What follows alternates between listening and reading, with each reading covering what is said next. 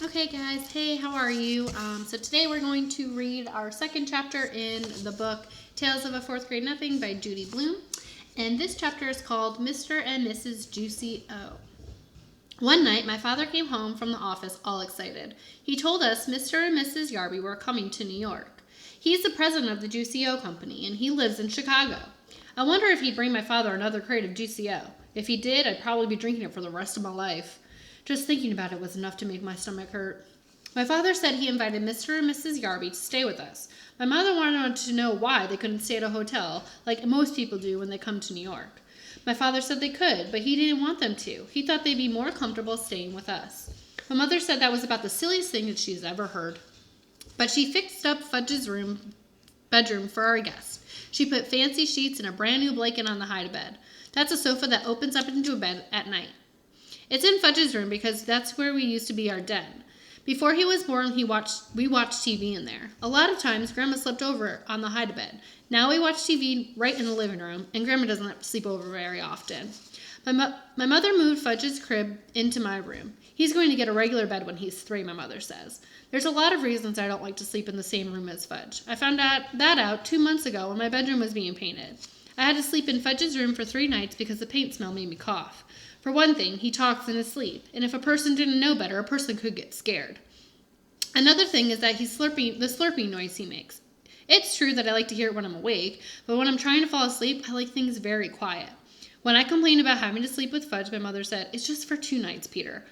"I'll sleep in the living room," I suggested, "on the sofa or even a chair." "No," my mother said, "you will sleep in your bedroom, in your own bed."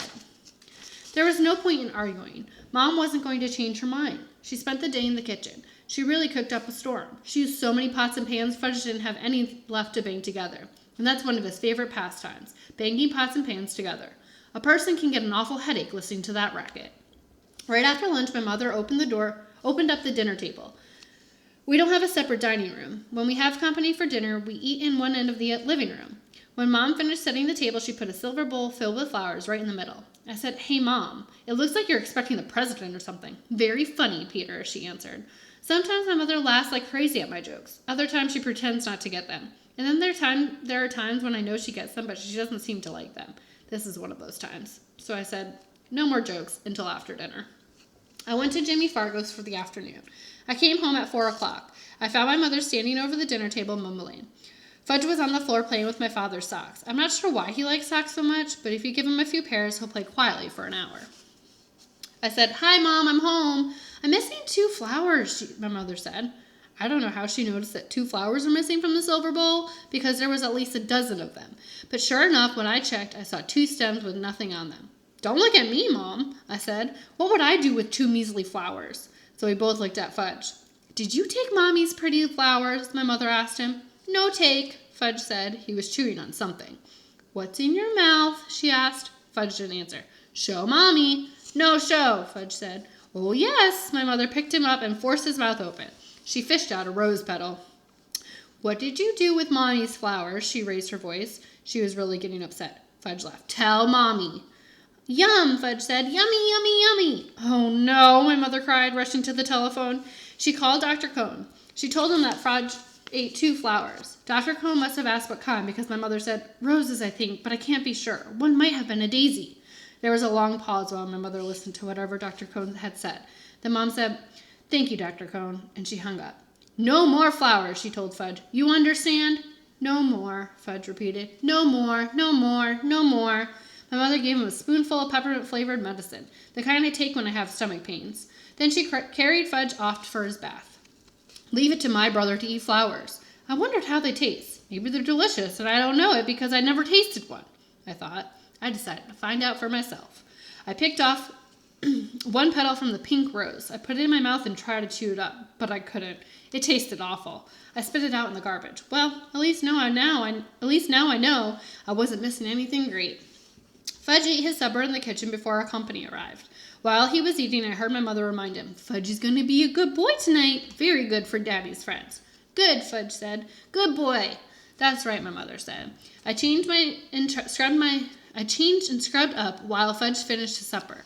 I was going to eat with the company. Being 9 has its advantages. My mother was all dressed up by the time my father got home with the Yarbies. You never have guessed that my mother spent most of the day in the kitchen. You'd also never have guessed that Fudge ate 2 flowers. He was feeling fine. He even smelled nice, like baby powder. Mrs. Yarby picked him up right away. I knew she would. She looked like a grandmother, the type that always makes a big deal out of Fudge. She walked into the living room, cuddling him. Then she sat down on the sofa, bouncing Fudge around on his lap. "Isn't he the cutest little baby?" Mrs. Yarby said. "I just love babies." She gave him a big kiss on the top of his head. I kept waiting for someone to tell her that Fudge was no baby, but no one did. My father carried the Yarby suitcases into Fudge's room. When he came back, he introduced me to our company. "This is our older son, Peter," he said to the Yarbys. "I'm 9 and in 4th grade," I told them. "How you do, Peter?" Mr. Yarby said. Mrs. Yarby just gave me a nod. She was still busy with Fudge. "I have a surprise for you, little dear boy," she said. "It's in my suitcase. Should I go get it?" "Yes," Fudge shouted. Go get! Mrs. Yarby laughed as if that was the best joke she had ever heard. "I'll be right back," she told Fudge. She put him down and ran off to find her suitcase. She came back carrying a present tied up with a red ribbon. "Ooh!" Fudge cried, opening his eyes wide. "Goody!" He clapped his hands. Mrs. Yarby helped him unwrap his surprise. It was a wind-up train that made a lot of noise. Every time it bumped into something, it turned around and went the other way. Fudge liked it a lot. He likes anything that's noisy. I said, "That's a nice train." Mrs. Yarby turned to me. "Oh, I have something for you, too. Peter," I reminded her. "My name is Peter?" "Yes, well, I'll go get it." Mrs. Yarby left the room again. This time she came back with a flat package. It was wrapped up, too, ribbon and all. She handed it to me. Fudge stopped playing with his train long enough to come over and see what I got. I took off the paper very carefully in case my mother wanted to save it. And also to show Mrs. Yarby that I was a lot more careful about things than my brother. I'm not sure she noticed. My present turned out to be a big picture dictionary, the kind I like when I was about 4 years old. My old one is in Fudge's bookcase now. "I don't know much about big boys," Mrs. Yarby said, "so the lady in the store said a nice book would be a good idea." A nice book would have been a good idea, I thought, but a picture dictionary? That's for babies! But I've had my own regular dictionary since I was 8. But I knew I had to be polite, so I said, "Thank you very much. It's just what I've always wanted." "I'm so glad," Mrs. Yarby said. She let out a long sigh and sat back down on the sofa. My father offered the Yarbys a drink. Good idea, Mr. Yarby said. "What'll it be?" my father asked. "What'll it be?" Mr. Yarby repeated, laughing. "What do you think, Hatcher? It'll be Juicy-O. That's all we ever drink. Good for your health." Mr. Yarby pounded his chest. "Of course," my father said, like he knew it all along. "Juicy-O for everyone," my father told my mother. She went into the kitchen to get it. While my father and Mr. Yarby were discussing Juicy-O, Fudge disappeared. Just as my mother served everyone a glass of Mr. Yarby's favorite drink, we came back. He was carrying a big book. My old, worn-out picture dictionary. The same one as the Yarbys had just gave me. "See," Fudge said, climbing up in Mr. Yarby's lap. See book?" I wanted to vanish. I think my mother and father did too. "See book?" Now Fudge held it up over his head. "I can use another one," I explained. "I really can. This one's old and falling apart." I tried to laugh. "It's returnable," Mrs. Yarby said. "It's silly to keep it if you already have one." She sounded insulted. Like it was my fault she bought me something I already had. "Mine," Fudge said. He closed the book and held it tight against his chest. "Mine, mine, mine." "It's the thought that counts," my mother said. "It was so nice of you to think of the boys." Then she turned to Fudge. "Put the book away now, Fudge." Isn't it Fudgy bedtime?" my father hinted. "Oh, yes, I think it is," my mother said, scooping him up. "Say good night, Fudgy." "Good night, Fudgy," my brother said, waving to us. Fudge was supposed to fall asleep before we sat down to dinner, but just in case, my mother put a million little toys in his crib to keep him busy. I don't know who my mother thought she was fooling, because we all know that Fudge can climb out of his crib any old time he wants. He stayed away until we were in the middle of our roast beef.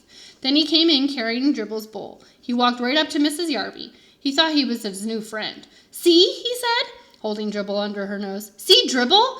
Mrs. Yarby shrieked. "Oh, I can't stand reptiles! Get that thing away from me!" Fudge looked disappointed, so he showed Dribble to Mr. Yarby. "See," he said. "Hatcher!" Mr. Yarby boomed. "Make him get that thing out of here!" I wonder why Mr. Yarby called my father Hatcher. Did he know his first name was Warren? And I didn't like the way Mr. and Mrs. Yarby both called Dribble a thing. I jumped out. "Give him to me," I told Fudge. I took Dribble in his bowl and marched into my room. I inspected my turtle all over. He seemed all right. I didn't want to make a big scene in front of our company, but I was so mad. I mean, really mad. That kid knows now he's not allowed to touch my turtle. Peter, my father called, come and finish your dinner. When I got back to the table, I heard Mrs. Yarby say, it must be interesting to have children. We never had any ourselves. But if we did, Mr. Yarby told my father, we teach them some manners. I'm a firm believer in old-fashioned good manners. So are we, Howard, my father said in a weak voice. I thought Mr. Yarby had a lot of nerve to hint that we had no manners. Didn't I pretend to like their dumb old picture dictionary? Isn't that good manners? Then I don't know what is. My mother excused herself and carried Fudge back to my room. I guess she put him into his crib again. I hope she told him to keep his hands off my things. We didn't hear from him again until dessert. Just as my mother was pouring the coffee, he ran in wearing my rubber gorilla mask from last Halloween. It's a very real-looking mask. I guess that's why Mrs. Yarby screamed so loud. If she hadn't made so much noise, my mother probably wouldn't have spilled the coffee all over the floor. My father grabbed Fudge and pulled the gorilla mask off of him. That's not funny, Fudge, he said. Funny, Fudge laughed. Funny, funny, funny, funny, funny, Fudgy. Yes, sir, Hatcher, Mr. Yarby said. Old-fashioned manners.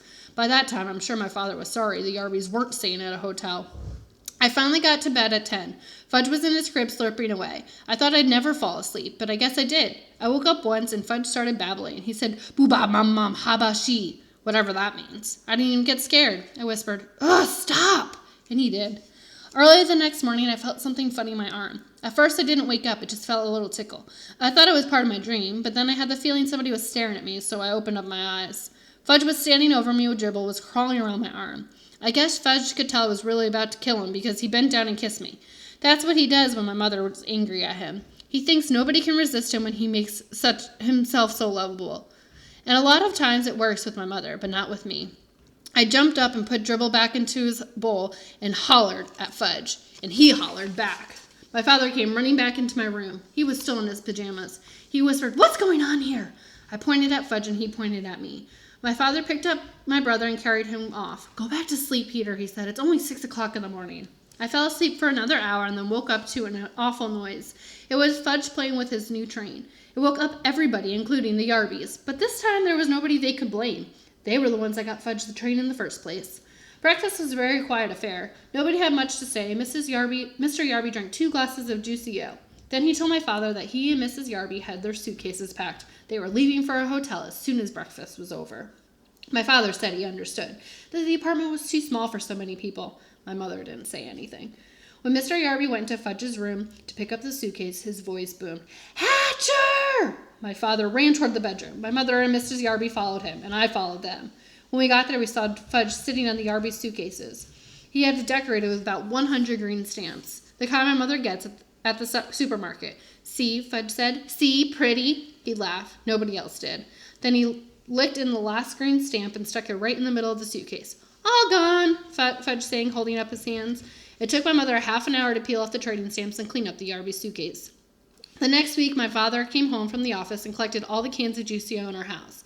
He dumped them into the garbage. My mother felt bad that my father had lost such an important account, but my father told her not to worry. Juicio wasn't selling very well at the stores. Nobody seemed to like the combination of oranges, grapefruits, pineapples, pears, and bananas. You know, Dad, I said, I only drank Juicio to be polite. I really hated it. You know something funny, Peter? My father said. I thought it was pretty bad myself.